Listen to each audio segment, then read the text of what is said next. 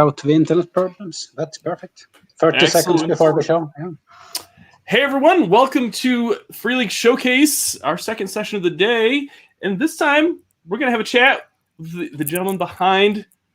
I know I'm going to mispronounce it, but I'm going to call it, it's MÖRK BORG here in the States, but it's MÖRK BORG over in Sweden. It's not, no, see, I'm sorry. Everybody, I apologize. All of our international viewers, I apologize for the mispronunciation. But we have Johan Nohr and Pelle Nilsson on the show. Thank you guys for coming on and being a part of the Free League Showcase. Yeah, thank you for having us. Yeah. Congratulations on the huge success of your book and your game. This is an amazing product. This is going and to win the amount of ENNIEs that you did, like you won 4 ENNIEs for this product just a few months ago. Wild, yeah. It's crazy. It's crazy. That's amazing. Let's just talk a little bit about. I'll have you introduce yourselves, and if anybody is watching and has any questions for the guys, let us know in the chat, and I'll throw them up and we'll address them. And yeah, we've got 30 minutes to fill, so let's just go right to town. I'll let you guys go introduce yourselves if you want. Yeah, should I start, Johan? Or? Go ahead, man. Yeah. Pelle Nilsson. I'm the author of this game called MÖRK BORG. And yeah, it's my first published game with a publisher. I have done a couple of more games before, like print on demand, only in Swedish. And I've been writing role-playing games since the mid-80s, so maybe 35 years ago. Nice. Yeah, but now I'm a late bloomer. Yeah, and I am Johan, the artist or graphic design person who's responsible for making it look the way it does. And I used to be part of a company called Järnringen who re-released Symbaroum, which I also did the graphic design for. And then Järnringen was kind of devoured by Free League and merged. But that was slightly after I jumped ship. So now I've been freelancing a bit for Free League and other companies, and been doing all kinds of RPG stuff. Excellent. Let's just talk about this book, right? So how did this game get started? Is this just something that you guys had brewing for a few years? Is this something that you just kind of came up with on the fly? Like, kind of curious as to the whole idea behind this game. Yeah, it was on the fly, actually. I wrote one paper. I was at the con in the northern part of Sweden, and we were playing late at night, and I wanted to write a rules light game, like always, and I wrote it down in maybe 1 or 2 days. That was the rules, more or less, all the rules, and some of the creatures that still appears in the book. And I wrote that down in the autumn of 2018, and or summer, and then the classes was on another paper that I wrote a couple of months later. So there's all the 6 classes and the omens in the autumn of 2018. Then me and Johan, we did a book called Berghäxan, that's only in Swedish, which is a horror game. And I asked Johan if it would be cool to make like a zine kind of book. So that was the first idea of this book, to just go crazy and do some short little role-playing game. Yeah. And then for some reason, we asked Free League if they wanted to publish us, and maybe we can do something more with it. And then they said yes, fortunately enough. And then we still try to keep this scene aesthetic and the scene vibe and the carelessness and the whole approach to it, and we were let loose. Oh, it's a stunning book, and I'm going to tell folks that if you have not taken a look through this book, like it's just visually, it's a piece of art. Like this is exactly like I enjoy looking through this book as much as I do playing it. And if you haven't picked up a copy of this, please go pick it up. The art direction, like this book is just like, as soon as you see it, like people want to pick it up and look through it. How did you come across like the design in the book? Like how did you come across the style of this game? Like how? Oh, I don't know. I think I wanted to. I don't know, because we had this scene idea, and I looked at like punk scenes and art scenes and that kind of style, and also since I'm a like traditionally schooled graphic designer, I wanted to see what would happen if I just broke all the rules that I've been taught and just try to push the limits and challenge the way that we normally see books, and especially role-playing game books, because there is a certain kind of pattern to how you make books. Yeah, and we also I don't know how many clones from the first role-playing game, and I have bought, but they are all it's black and white and should look old school from the 70s and stuff like that, and we wanted to do kind of a clone, but not in its own way, and for layout and design we wanted to do the opposite. Lots of colors, lots of to go crazy there and do something new. But also like, because it kind of connects with the theme of the game, because the game world is ending, right? And as it ends, the reality sort of breaks, and you can never be sure of anything. So it makes sense that also the presentation, breaks in a way, and you can't really rely on it. There's no stability anywhere in it. It's all just boiling and falling apart. It's crazy, and I love it. And the fact that you've got gold inlay in here and glow in the dark, like it's madness, but it's like perfect madness. Like I guess that's the way to. I think it's connect somehow the way there's a red line, and I thought about that only a couple of days ago. But one prophecy says that one. Antelia, that's a duchess in the north, in the setting, and she will take all the colors and go away when that prophecy appears, and that what happens in the book as well. It's full of colors, and when we have that introduction adventure, it all turns black and white. Excellent. Let's get to some of these questions here before because we only have 30 minutes, so we'll have to have you back on. If anybody would like to see more Borg on this show, please hit that subscribe button and let us know, because we definitely want to have you both on later on to talk even more about things. So let's see. Jeremy E says, "Thank you for the amazing book. With your new open license, do you have any concerns about quality declining with more products coming out? Or are you just happy to see people make things?" Just happy to see people make things. Only happy. No worries at all. And if I guess if it's not a good product, then I mean everything I've seen so far is really awesome and really good. But if the very product that is not that good, it's not our problem, since it's a third-party license, so it's okay. Sure. Yeah. No, definitely. And I think we want to encourage people to just go crazy and do their own thing. They don't have to make it perfect, just So, no, that's the answer. Excellent. Yeah. Martin also commented on your shirt. I'm telling you, that Nostromo shirt. Okay, this one. People are digging it. Yes, I'm not the only one.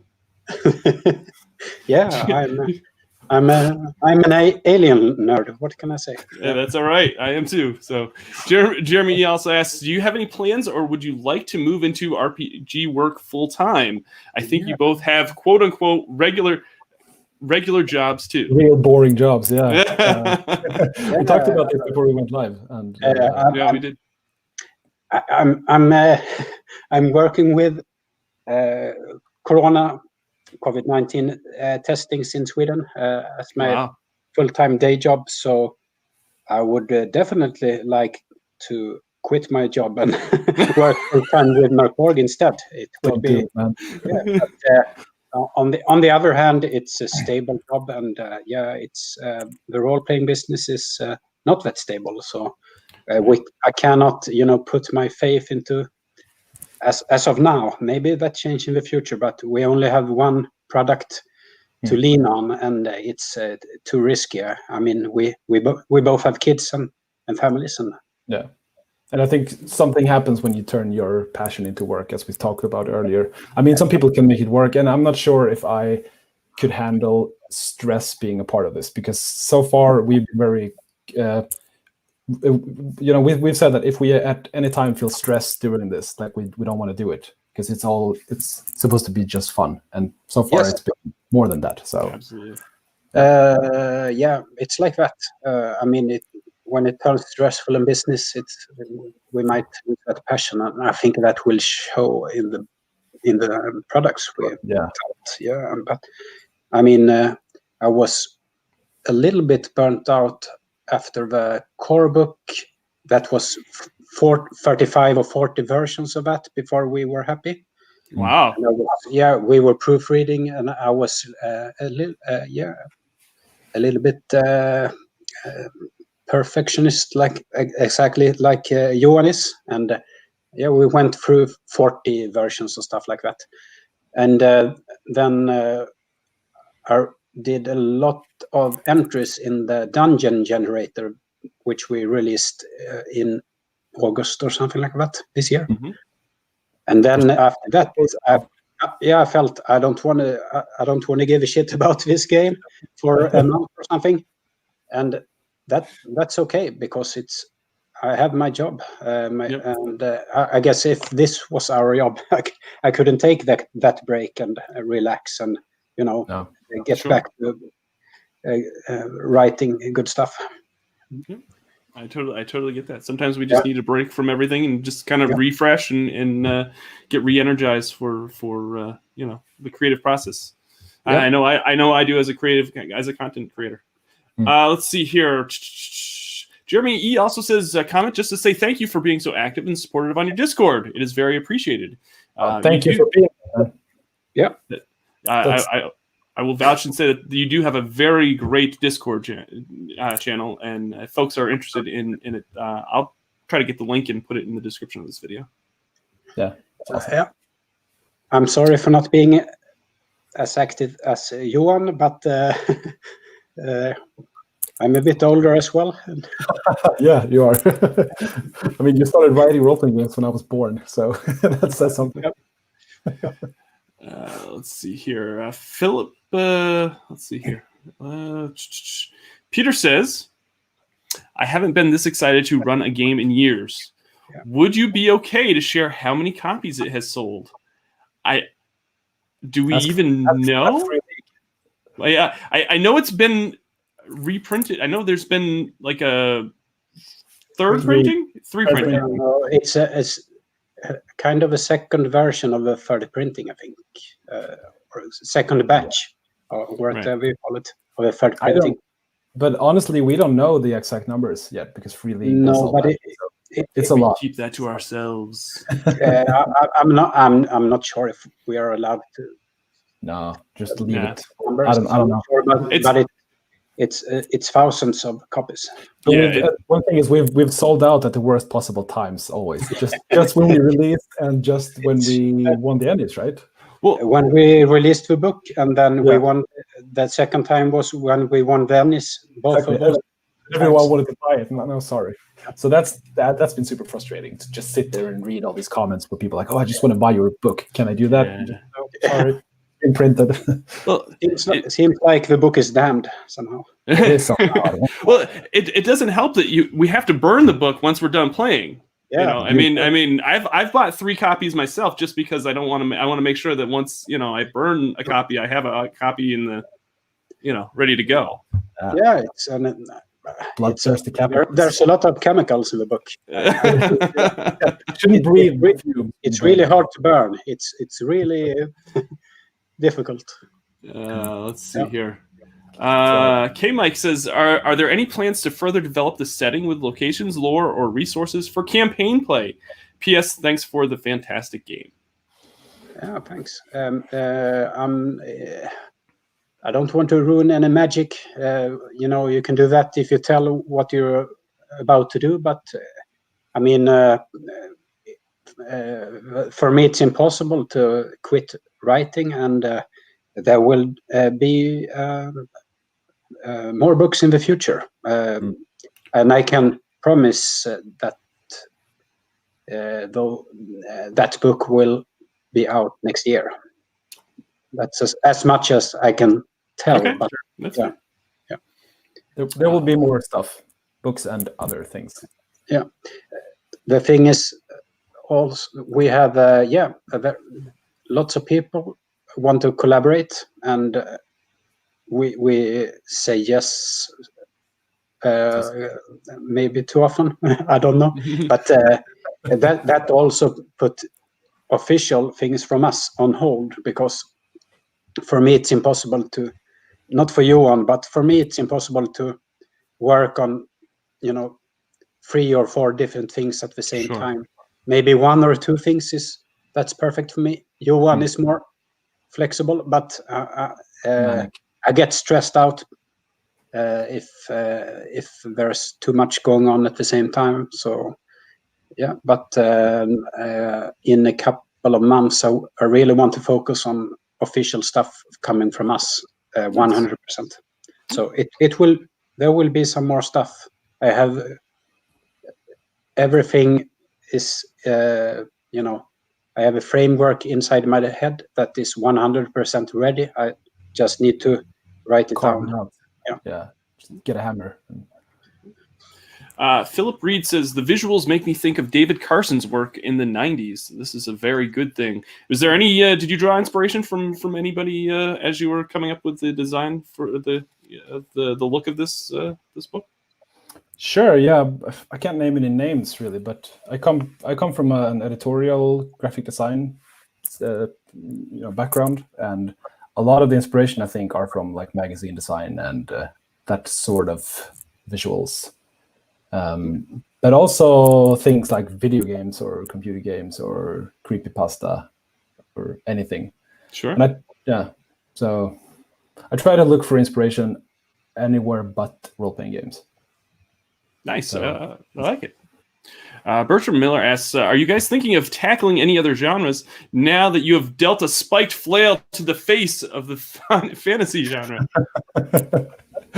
You can still beat a dead genre with a flail. Yeah. What do you say, Pelle? We'll see. We'll see what happens. Maybe. Okay. Yeah. That's fine. That's fine. Yeah, we'll see. Adam Westby says, what advice do you have for someone making an indie, I'm going to say game or RPG, as far as the business side of talking to artists, publishers, and printers?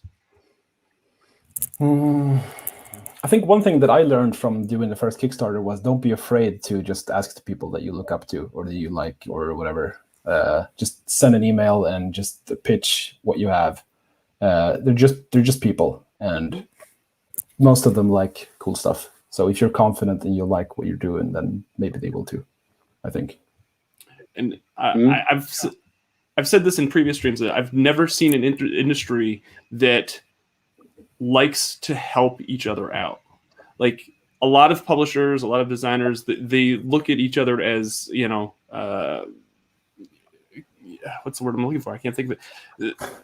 As colleagues, more than competition. Sure. Like there's very little, like everybody knows that we're all making games to have fun and we want people just playing games more than anything else. It's not a competition. It's about, okay, hey, we want games being played and people having a good time, and so yeah, it's this industry is pretty special in my opinion as far as how that's concerned.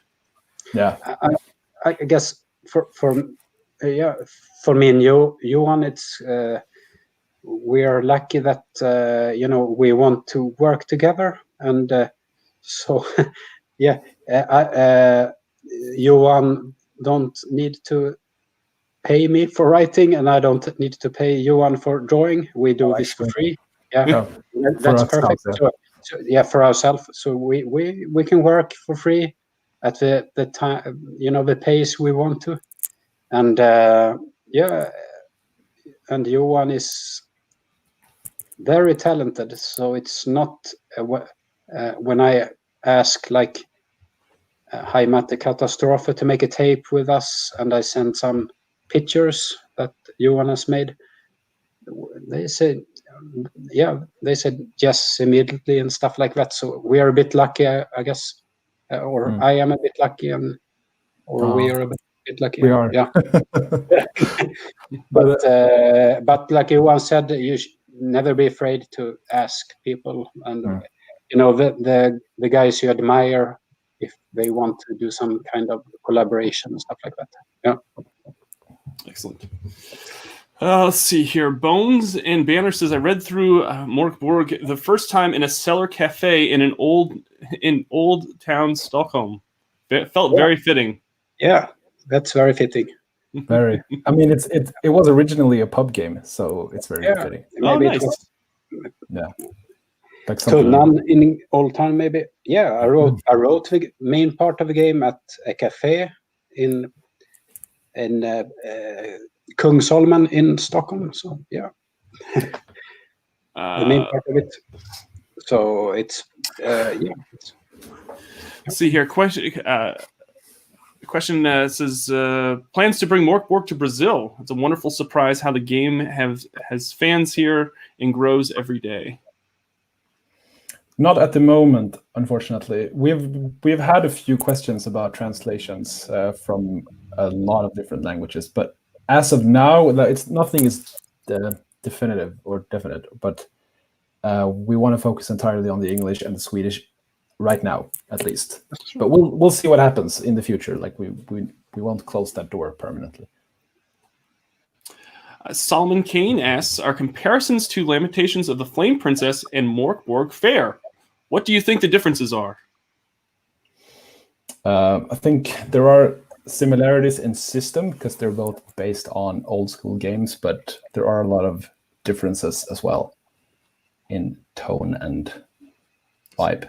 Yes. Yeah, I think we go for other kind of things than maybe Lamentation does. We are not that maybe it's not very provocative, at least not in Sweden, to go for naked bodies and stuff like that. It's not very interesting and not anything we think is cool. So yeah. Nice. Alex asks, hello from Russia, from the Russian RPG OSR community. We are enjoying MÖRK BORG so much. Cool to get a spike flail in the face in our northern wastes. From one northern waste to another. Yeah. Yes. How does this feel? Like you have folks that want to play your games in Brazil and Russia and the US and Sweden, like the UK, like it's all over the world. Like I can't imagine how that would be as a designer and as a creator of an RPG. It's unreal. It's unreal. Yeah. I remember when we had a release party in Stockholm for the game, and I saw that there was a group of people playing the game, and I was like, oh yeah, now we reached the quota. Now we reached the goal. We have one group playing the game. That's good. Yeah, that was the first goal too. Yeah. Have one. Yeah. It's crazy. Jeremy, it's amazing. It's amazing.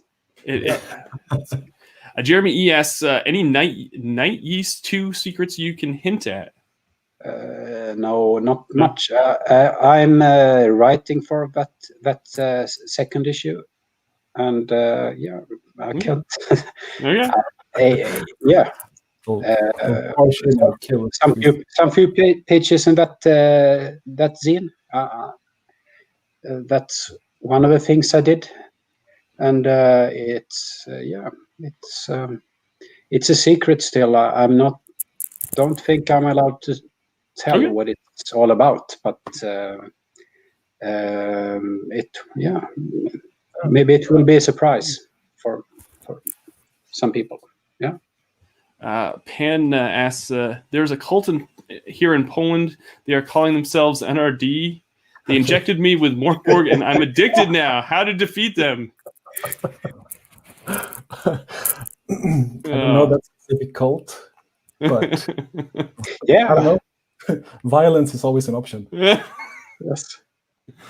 Oh, that's awesome. That's awesome. So we've got less than 5 minutes left. This 30 minutes, I tell you, we need to have you on for at least an hour. I think we would fill an hour quite well. If anybody would like to see more Mörk Borg content done on the Free League YouTube channel, please hit that like button down below and also hit the subscribe button. And then that way, every time we have guys on, we can you'll be notified and let know that we're streaming with them. Also, let's just talk a little bit. You guys mentioned that before we went live that you've got an announcement coming later or in a little bit. Yeah, next week maybe. Next week, next week. Okay. Such a super vague thing. That's all right. We'll say something like what does that mean? Yeah, where should folks tune in to see the announcement? We have at the official Mörk Borg site on Facebook, Discord, of course, where lots of people are very active, and we have that Talk Mörk Borg group at Facebook as well, and Johan is active on Twitter as well. Yeah, unfortunately, and Instagram as well. We're on. So yes. We'll see. Doc Ratty says, "I'll listen to you folks for more than just 1 hour." Thank you so much. That's we've got so much content for the showcase that we had to kind of limit these sessions. So I apologize for folks that we didn't really get a chance to answer any questions. Okay, we've got final question before we head out. I think this is Jeremy. Yes, what's Johan's favorite tattoo that he has? It's of course the Mörk Borg. Do you really have Mörk Borg on here? Let me. Of course I have. Yeah. Wow. Mörk Borg. That was from one of the reviews that we got. Someone had us ahead, and I thought, oh hey, I'm gonna have that on my body. It's for you, and it's for life. I guess so. Yeah. I mean, we're all gonna die one day anyway. So what does it matter what we look like? True. Oh man. Thank you so much, guys, for coming on and chatting with us for a little while. Is there do you want folks to go to morkborg.com? There's some great community created content on there that you've uploaded. There's the random PC generator. Scumbirther. Yeah, that's you got the dungeon creator. Like, it's just an amazing game, and I love it, and I can't wait for conventions again, because I know that this would be such a great convention game. Yeah, this was really our year, and that's one thing that really pisses us off, is that we couldn't go to all the cons, and we had plans for visiting the US and the UK, and we couldn't go, and that was really it was a pain in the ass. We really wanted to meet all the people that enjoys the game and talk to people, and I see we have only 1 minute now, and it's tough. It's boring to end on disappointment, but it's also very on brand in a way. But, we had so many plans. It all ends in misery. Yes. Yeah, exactly. No. Totally get it. Thank you so much, everybody that tuned in. Thank you, gentlemen, for joining me for the Free League Showcase. Like I said, if you would like to see more content, please hit the subscribe button, hit that like button, share this video with all your friends that enjoy Mörk Borg, because I'll tell you what, this thing is just setting the RPG industry on fire.